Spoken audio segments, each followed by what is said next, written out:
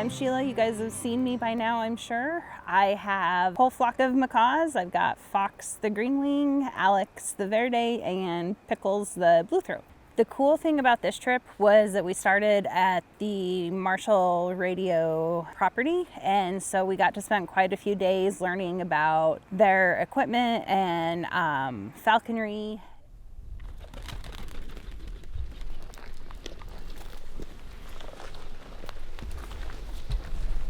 What's the fastest you clocked her going? Was it, you said 135? I think last year it hit 142 or something. Yeah, sorry. Yeah. And they just keep pulling on them and they rip them off. It was really great. You know, we have the GPS and we're pretty good at thinking that we know how to use it, but the amount of information that I learned about the equipment that I have was really cool. And it was really cool just getting to talk to the people who have started the company from the ground up and put all of the research into it. It was a really fantastic portion of the trip. One of my favorite activities that we did there at the Marshall property was a fox hunt. They hid multiple transmitters for us to find and gave us the telemetry guns and let us go at it. So as you find them, write down the serial number. Okay. Try to find as many as you can within an hour. No cheating, Todd! Hey, we don't even know if we're after the same one.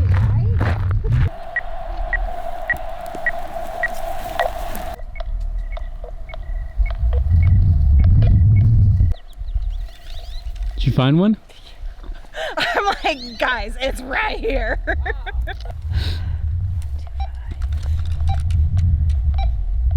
And I was like, oh, I'm an expert at this, I got this, and I did not have it.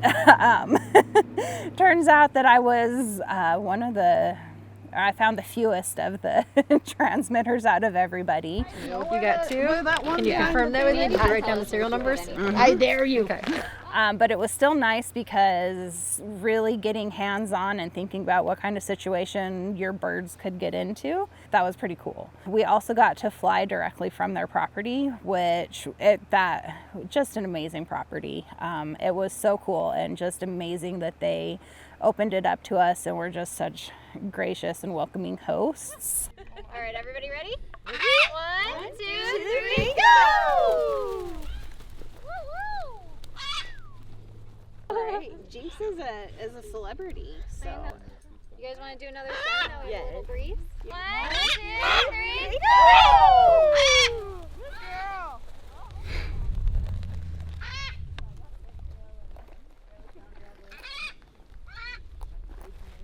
Yellow, you got yourself a flow. Let's be a hard perch. I know. Send her a lot. Oh my gosh! Oh. Oh my gosh. It was really cool just, wake up and be able to fly the birds and not have to go through some of the other adventures we've done to get to flight spots. I can look for it too. Yeah. I have grown close to quite a few of the people in the BirdTricks community. Just having gone on a lot of these flight trips and seeing the same people. Claude and I are very, very close. It's kind of funny because I was actually telling her last night, and Nadja too. I was like, it's so nice to be able to meet professional women because we are all medical professionals and it's really hard to meet people who are on that same, not necessarily level, but they've got the same kind of experiences and gone through what you've gone through. And they like birds too, so it's really fantastic. I love Lori. She's also become a fixture on these trips. One of my favorite things about Lori is she also flies a green wing, and it's been a challenge because they are just a challenging species to work with free flight. And so it's great having somebody else who kind of understands what I've gone through and the challenges that it can be. Good job, baby girl. She's like, give me a minute. I gotta catch my breath. Oh, Jesse didn't have a choice from the get-go. Yeah, I guess you didn't have a choice on the course. Zoom. He's like, he doesn't. So it's happy. No, you go ahead. You can stay in your spot. 1, 2, 3, go! it's also was really cool seeing Jules and Fox being able to fly together. One of the coolest things that I saw was the two of them flocking in one of the flights, and I think that's the first time that I've seen Fox flock with another bird, and so that was really cool.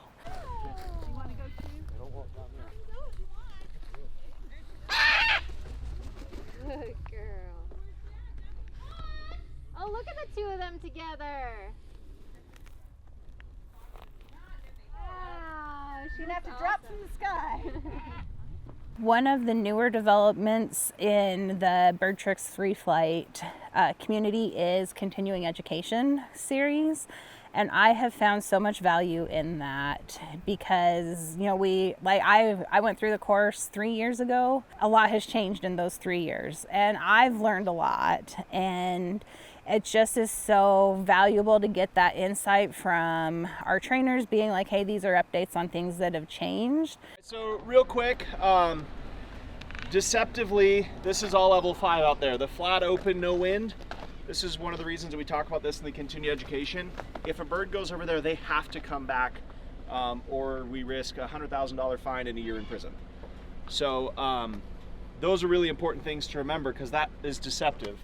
And then also getting to talk with everybody else in those sessions. Just like, hey, this worked for me, you might try this. I think it's fabulous. And because everything, you know, things are always changing. And so it's great to be able to keep up on that. If I had to describe the free flight community to somebody, I would say you will never meet a group of people who is more hilarious and just, we all know how to have a good time. Hey, that just goes to show you that injuries don't get us down. I know, just that you guys hide them so that You just hide them. So whenever you show your YouTube videos, we're all like, we're good. we're great. We're great. None of us awesome. are And then broken. it's like the camera shuts down. And We're like, we're starting now? Who's that? It's become one of my favorite parts of the trips, and I think I've said this before, but I love flying the birds, but just as valuable is getting that community and time spent with other people. And it's so much more than we get to fly the birds. When I first got into free flight, I am sure that there's a video that was like, I love the big macaws, they're great, which they are. I mean, don't get me wrong, it's so neat seeing those big macaws. One of the things that I found, though, particularly with green wings, they're a different style of flyer. If you look at them versus any of the other flyers, they've got different habits, and they're a challenge to keep conditioned because they are so big. And they're very powerful, and it's hard to keep everything in shape to control that power. And to an extent, same thing with Alex. I absolutely would not recommend a Verde macaw to anybody, even if you don't want to free fly them. Such a challenging bird. 1, 2, 3, go! Yeah, girlie. Yay! Good job. I'll stand back here. that looked awesome. Right there. I'm gonna walk over there. I don't know, no telling. Alex, think but- you're here. There goes Alex. No one wants to catch her. Oh boy, I love her to death. I will never get another Verde. But she is a rock star flyer. She's amazing. But again, I just stay away from Verdes. And then Pickles, my blue throat, oh my gosh, she is such, I can't say enough about blue throats in general, but for free flying, just so much fun. And just that enthusiasm, flies like a little F-16.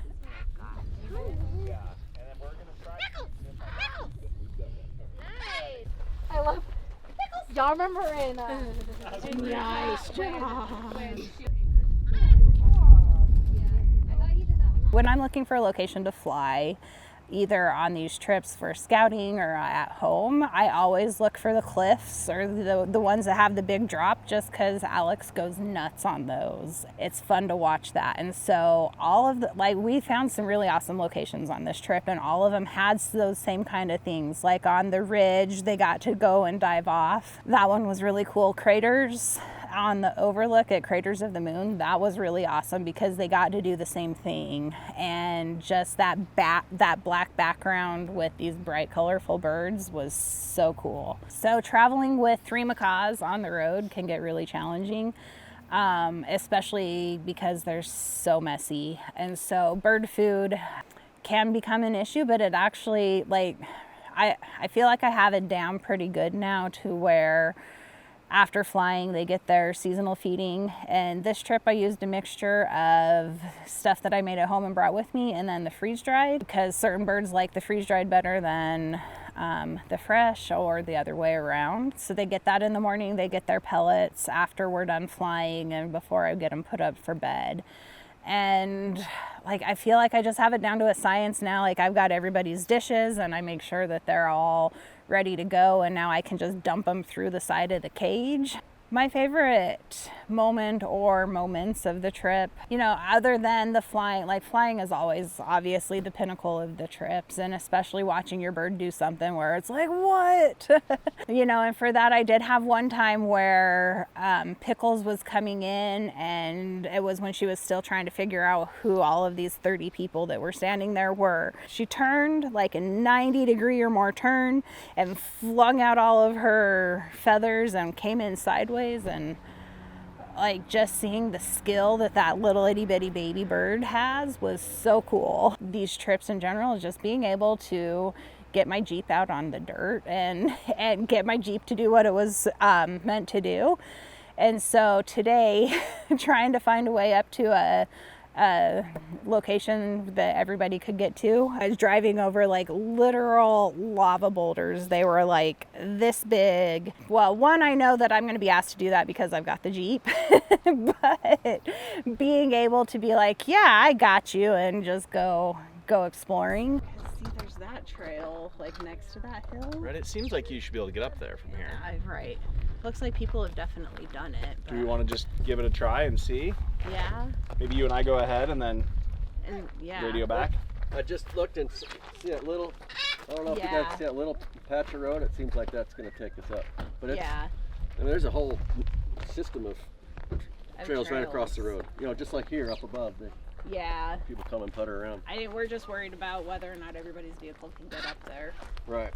Why don't you and I go ahead, and then we'll just radio back. Okay. So, and then I have an earpiece in, so So you talk don't want to us me. to...